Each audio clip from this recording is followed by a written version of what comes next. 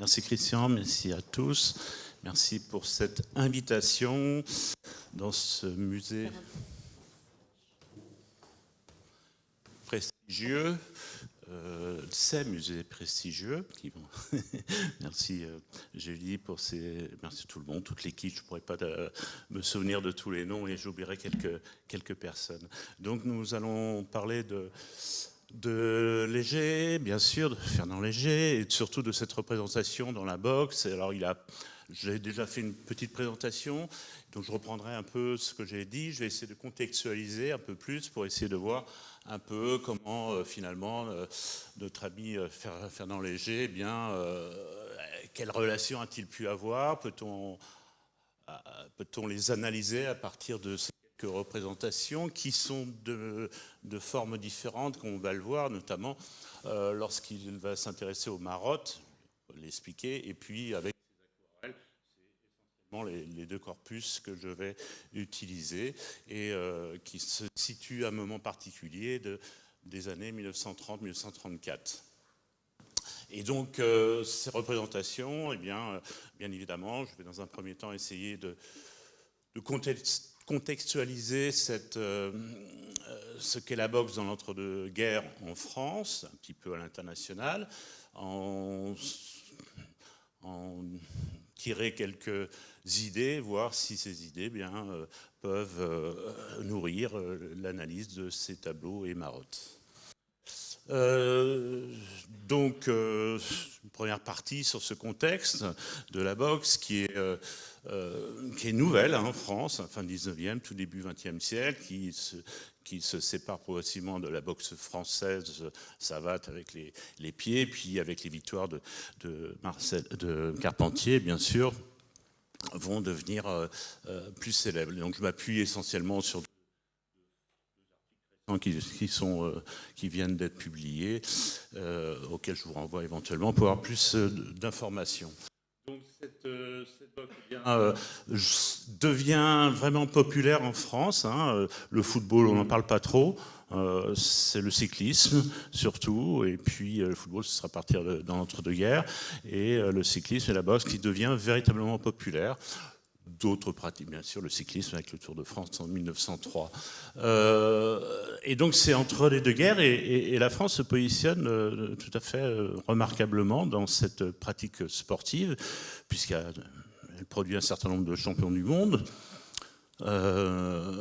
et qui prend place et se professionnalise rapidement avec, bien sûr, le fameux combat Carpentier Dempsey en 1921, et qui donne lieu à une victoire, à une défaite, mais qui s'est reçue et traduit en France pratiquement comme étant une victoire. Cette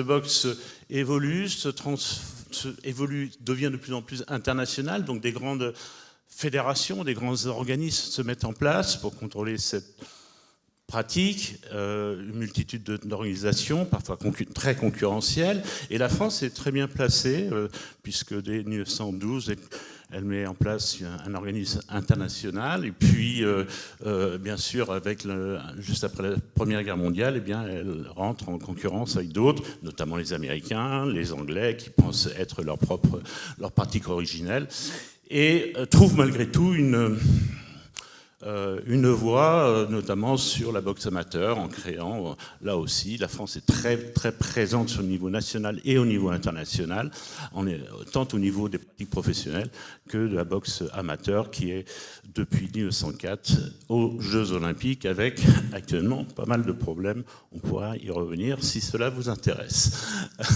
Et puis, au cours des années 30, eh bien, la boxe devient plus que ça, plus qu'un événement individuel, devient un événement national, international, avec bien sûr les tensions que l'on connaît à cette époque, et où les sportifs deviennent de véritables héros et sont dépositaires d'une identité nationale dont les pays totalitaires, mais pas que, l'Amérique s'en empare, et bien sûr parfois les pouvoirs extrêmes, comme vous avez ici, ça doit être Schmeling avec Hitler en bas à droite, et les combattants noirs en particulier, mais pas que, de couleurs, ont toute leur place et donnent une certaine diversité dans cette pratique, et au-delà de ça, un combat pour leur reconnaissance raciale. Ce qui est intéressant, c'est que durant cette période, il y a au niveau de la représentation de la boxe, il y a une sorte d'évolution de la représentation de la violence, entre guillemets. Comme vous pouvez le voir sur ce document ici, qui est ce qu'on appelle le Velasquez Document, c'est fait par des collègues américains, Joey Swins en particulier, eh bien, le nombre de morts sur le ring est plus important dans l'entre-deux-guerres, aux alentours des années 30, à ce niveau-là. Et ce qui est intéressant, c'est que c'est justement durant cette période-là que Fernand Léger se met à peindre ou se met à faire ce genre de marotte.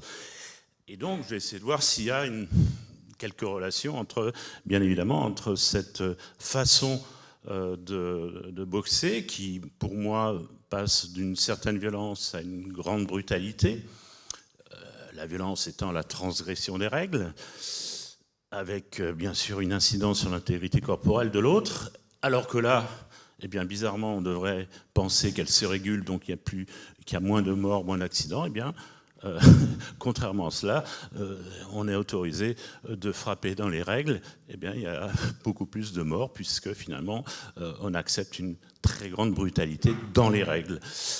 Tout ça, c'est bien sûr, tout un ensemble de développement commercial, industriel, dans lequel la boxe devient un spectacle total, et notamment à Paris avec le fameux Palais des Sports et du Veldiv, cette salle qui va accueillir de nombreux matchs internationaux, et bien sûr, ce que vous savez, en 1942, la déportation du Veldiv.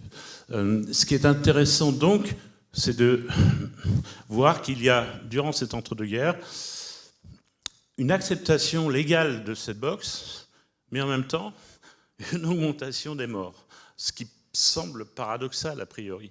Donc on laisse avoir à mettre en avant ce qu'on dirait une grande violence, mais ce n'est pas la violence. La violence, c'est ce qui n'est pas permis, ce qui transgresse la permission. Or là, c'est permis de frapper dans le ring, et de manière tellement importante que ça donne lieu à de nombreux morts. Puis la Seconde Guerre mondiale, ça nous intéressait moins puisque les représentations de Fernand Léger sont dans l'entre-deux-guerres, mais ça va donner lieu à des organismes, de nombreux organismes internationaux, avec de grands noms, bien sûr, et puis la boxe comme une profession, et l'entraînement, le coach de boxe aussi, qui devient un véritable professionnel, avec, bien sûr, Tony Zell et la fameuse représentation de Tony Zell et Marcel Cerdan ici. Passons maintenant à Fernand Léger et à ce qu'il nous représente. Donc, je passerai peut-être un peu rapidement sur la description, ce que j'ai déjà fait durant on verra du temps.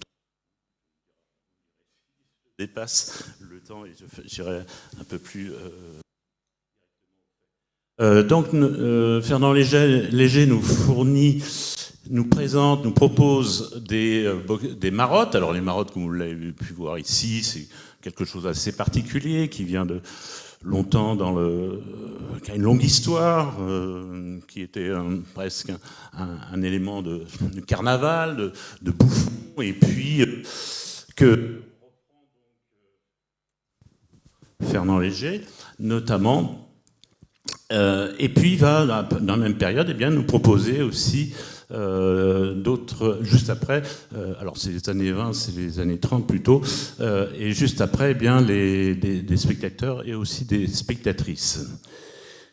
cette première marotte, alors j'ai pris la description, on ne va pas tout reprendre, c'est sur ce que nous a fourni donc le musée Fernand Léger. Ce qui est intéressant de voir, c'est à peu près une hauteur de 50 cm avec un bâton, et quand on tourne ce bâton, eh bien, ça fait tourner la marionnette, et la première est donc représente donc c'est en 1934, un boxeur noir que j'ai tenté de décrire, enfin j'ai essayé un peu plus de comprendre comment il était fait, avec une organisation des couleurs, une volonté de marquer peut-être l'appartenance sociale. Rappelez-vous cette importance-là des boxeurs noirs et de couleurs de l'entre-deux-guerres.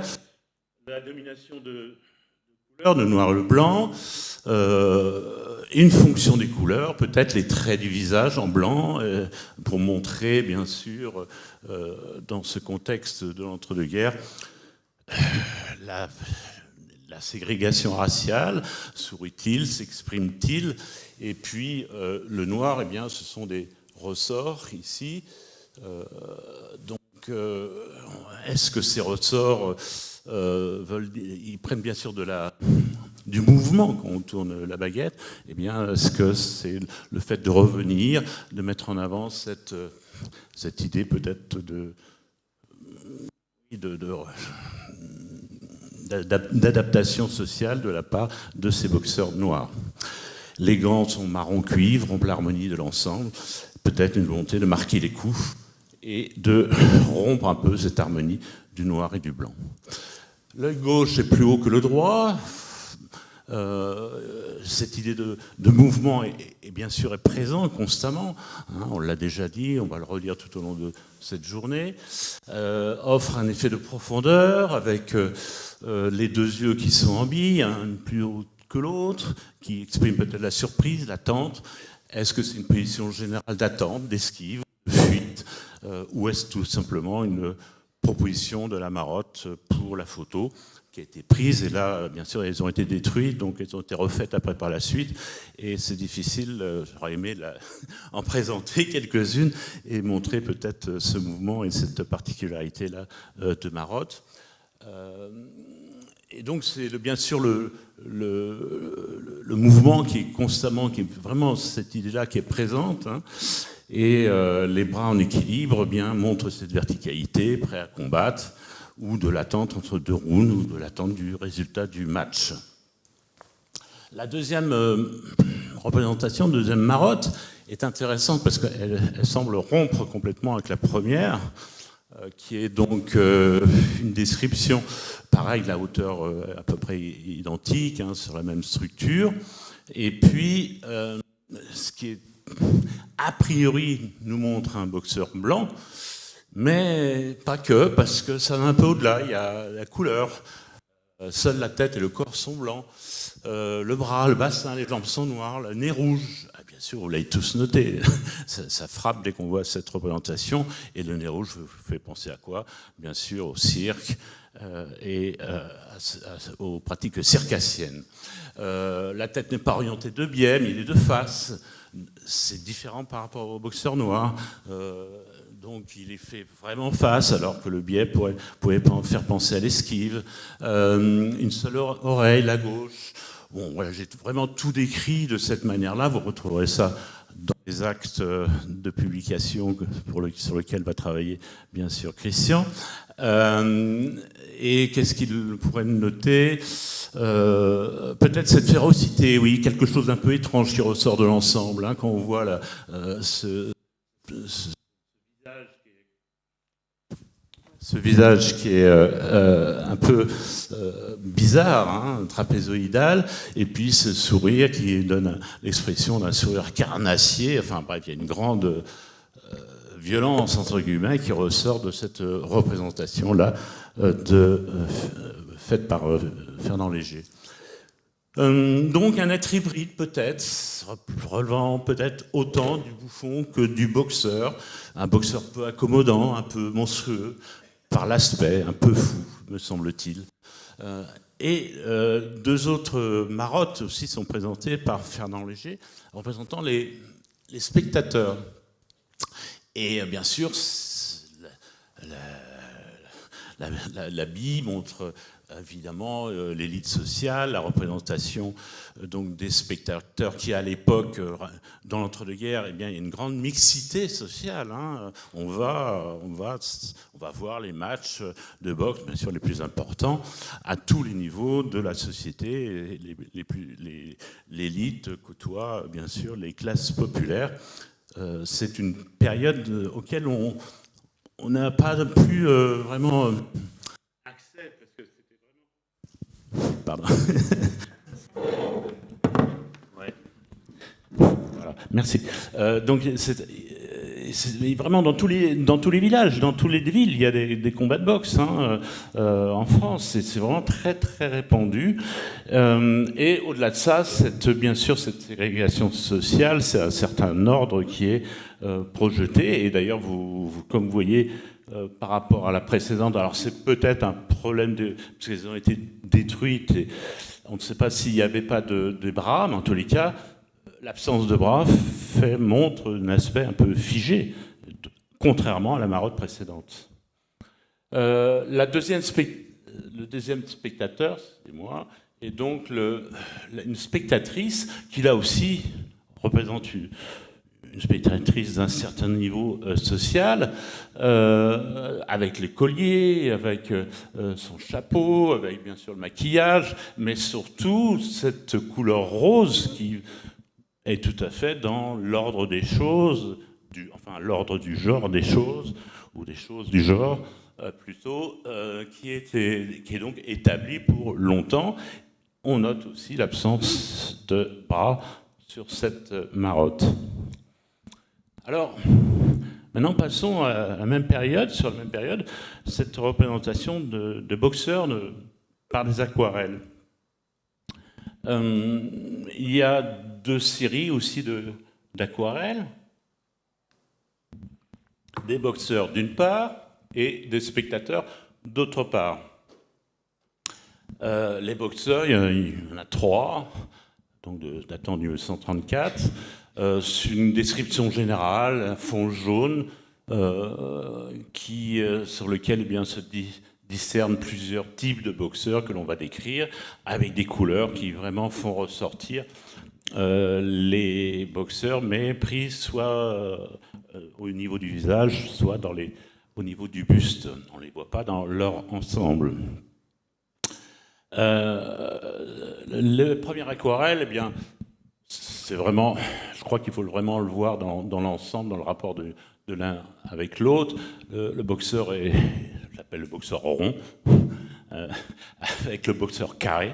Hein, ça renvoie bien sûr à toutes les formes et aux réflexions qu'on a eues dans l'introduction sur la prise en compte de ces formes nouvelles de la part de Fernand Léger, avec l'oreille, les têtes rondes, les cheveux qui accompagnent l'arrondi de la tête, un œil à demi ouvert, les coups ont aplati peut-être, c'est parti de la tête du boxeur. Cette impression de tête rentrée dans le cou avec des cheveux et montre plutôt une forme horizontale, dirigée vers l'arrière. Ne peut-on rien dire, à peine écouter et voir un boxeur est dominé peut-être par le boxeur adverse. Et effectivement, lorsqu'on voit le boxeur carré, les mimiques des 2 boxeurs sont effectivement révélatrice. Le nez carré est proéminent vers l'avant, l'oreille plate dans le prolongement du nez, l'attitude ferme, décidée et bien sûr agressive, une horizontalité en mouvement vers la gauche, vers le boxeur rond, et bien sûr une domination de ce boxeur vis-à-vis de l'autre.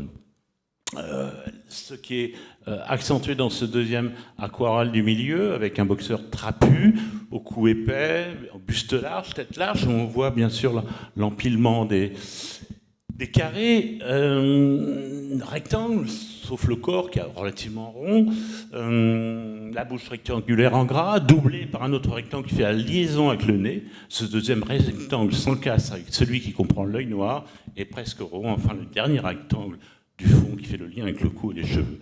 Les cheveux sont dressés vers l'arrière et l'emboîtement des rectangles donne l'idée d'un mouvement horizontal vers la gauche. Et il y a l'idée d'un boxeur dans un autre boxeur, et là commence à se discerner peut-être une réflexion sur la manière dont Fernand Léger commence à se représenter et évolue entre cette première aquarelle et cette deuxième sur l'idée qu'un boxeur, eh ben, il n'a pas qu'une seule personnalité, mais il y en a aussi peut-être une deuxième incluse dans la première. L'œil et l'oreille peuvent être vus comme le début d'un autre visage dirigé vers la droite. C'est donc un boxeur double. Peut-on voir une résistance à l'adversité? L'aquarelle de droite est quand même très intéressante, comme les autres, hein, bien évidemment, mais là, alors qu'on commence à peine à discerner cette double personnalité dans la deuxième aquarelle, et bien dans la troisième, on les voit franchement, là, on remarque que c'est soit de face, soit de profil. Hein, et les couleurs ressortent, bien évidemment, ce nez rouge que l'on a vu dans les marottes, là, est proéminent.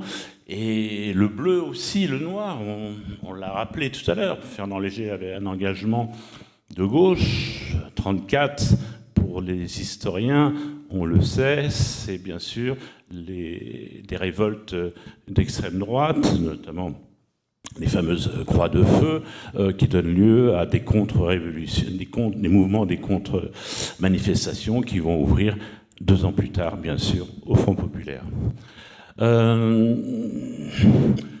Le premier visage de face nous fixe, il semble exprimer une surprise avec le surlignage en bois de la bouche et l'oreille.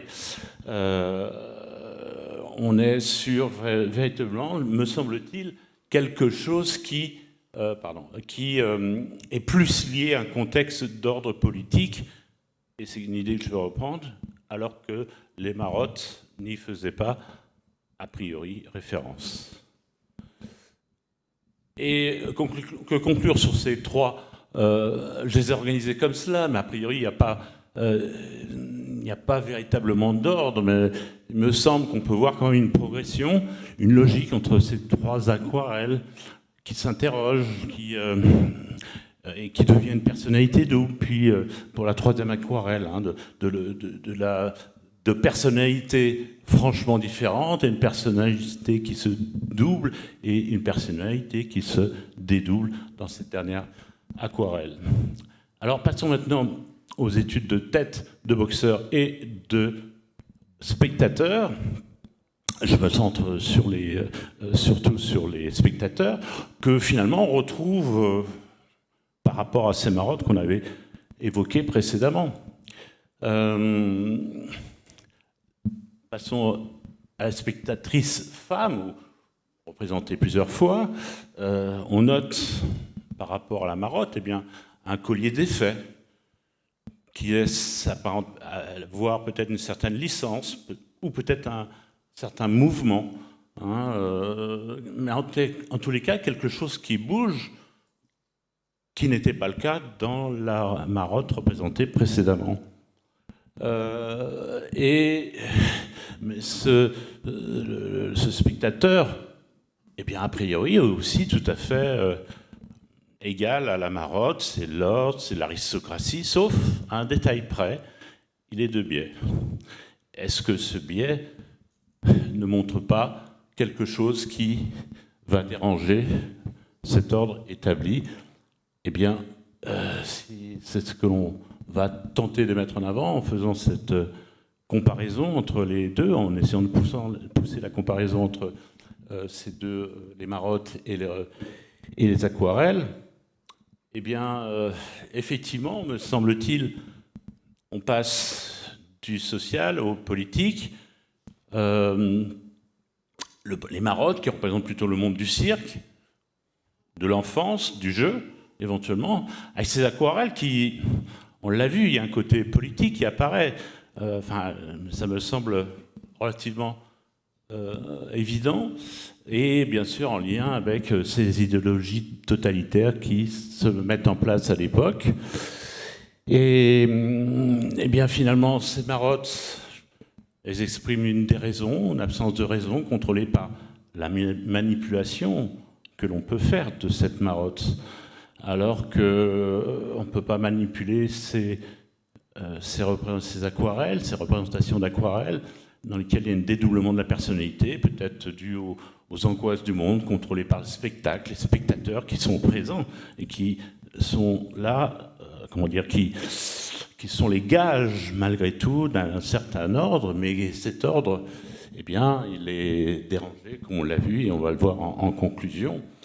Et finalement, par rapport à la boxe telle que je l'ai montrée, on passe donc de ces affrontements non normalisés à des affrontements plus normalisés, et c'est peut-être ce que exprime ici, dans ces deux formes de représentation, Fernand Léger, dans le cadre des marottes et dans le cadre des aquarelles. Oui, je termine tranquillement là. Donc, quel rôle la boxe a joué dans le parcours artistique de Fernand Léger et je me suis trompé de PowerPoint, c'est pas très grave. C'est pas la bonne. C'est pas celui-là, j'en ai fait 5 ou 6 comme d'habitude, Christian me connaît bien. Et donc je vais le faire de mémoire, vous prenez pas, on va revenir juste à celle-là. Donc cette idée que finalement, eh bien, dans les marottes, il y a vraiment cette idée de manipuler et de montrer que le social peut manipuler ou être manipulé. Et puis dans les aquarelles, eh bien, cette idée que le politique est présent et qu'il faut s'engager politiquement, qu'il faut aussi... Et je terminerai avec la citation de Julie Guterres, qui m'a dit que, effectivement, c'est un reportage qui a été fait. Il disait, Fernand Léger, il faut boxer les spectateurs. Et lorsqu'on voit la deuxième représentation du spectateur un peu de biais, eh bien, on se demande dans quelle mesure Fernand Léger n'a pas voulu exprimer qu'il fallait boxer peut-être cet ordre social. Voilà.